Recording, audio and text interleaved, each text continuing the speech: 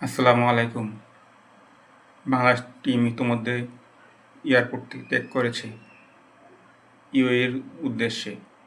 শুরু হতে যাচ্ছে প্রতীক্ষিত 2025 সালে এশিয়া কাপ দুবাইয়ে। 8টি দল অংশগ্রহণ করবে। বাংলাদেশ, ভারত, পাকিস্তান, শ্রীলঙ্কা, আফগানিস্তান, ইউএই, ওমান এবং হংকং। এই ম্যাচগুলো শুরু হবে 9 সেপ্টেম্বর থেকে 19 সেপ্টেম্বর গ্রুপ পর্ব। এরপর সুপার 4 ফাইনালের মাধ্যমে পর্দা নামবে 2025 সালের এশিয়া কাপ টি-20।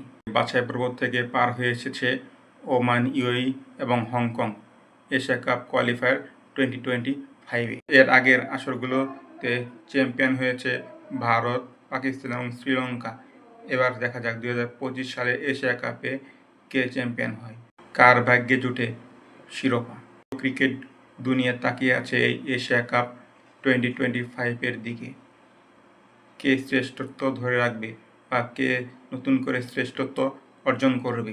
ইতোমধ্যে 2025 সালে এশিয়া কাপ টি-20 অংশগ্রহণকারী সবকটি দল ঘোষণা করেছে।